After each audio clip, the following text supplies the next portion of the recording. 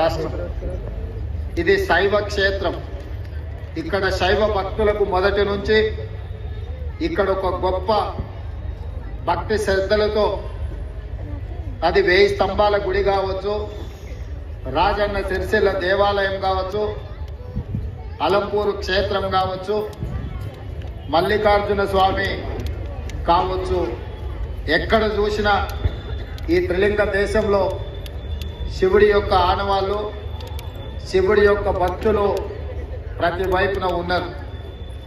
ఈరోజు ఈ హైదరాబాద్ నగరంలో భక్తి టీవీ తరఫున ఇంత గొప్ప కార్యక్రమాన్ని ఏర్పాటు చేసి దేశంలోనే ప్రపంచంలోనే భక్తులందరికీ కార్తీక మాసం యొక్క గొప్పతనాన్ని, తద్వారా జరిగే ఈ కార్యక్రమాన్ని ప్రపంచానికి అందిస్తున్నందుకు భక్తి టీవీ ఎన్టీవీ యాజమాన్యాన్ని నేను మనస్ఫూర్తిగా అభినందిస్తున్నా.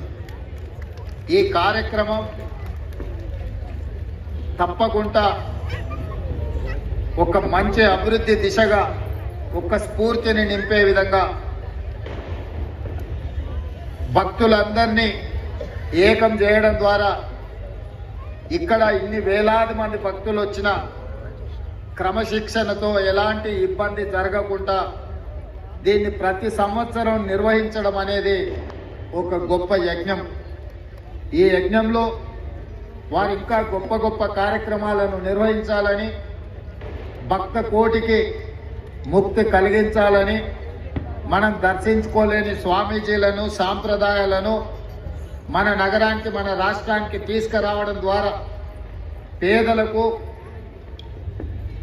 వివిధ ప్రాంతాలను పర్యటించలేని వాళ్లకు ఈ కార్యక్రమాన్ని అందుబాటులోకి తేవడమే కాకుండా ఈ కార్యక్రమంలో పాల్గొనే భక్తులకు నూనె నుండి అగ్గిపెట్టె వరకు ప్రతి అంశంలోనే భక్తి టీవీ వాళ్ళు ప్రత్యేకమైన శ్రద్ధ తీసుకొని భక్తులకు ఎలాంటి ఇబ్బంది జరగకుండా, ఎలాంటి లోపాలు లేకుండా ప్రతిరోజు ఇంత అద్భుతంగా నిర్వహించడం అనేది వారి పట్టుదలకు, వారి కృషికి ఇది ఒక తార్కణం. అందుకే ఈరోజు తెలంగాణ రాష్ట్ర ముఖ్యమంత్రిగా ఈ కార్తీక మాస సందర్భంగా వేలాది మంది భక్తులను ఇక్కడ కలుసుకొని శ్రీ శ్రీ గణపతి సచ్చిదానంద స్వామి గారి ఆశీర్వాదం తీసుకొని తద్వారా ఈ తెలంగాణ రాష్ట్రానికి మేలు జరగాలని ఆకాంక్షిస్తూ మీ అందరి దగ్గర సెలవు తీసుకుంటున్నా. ధన్యవాదాలు.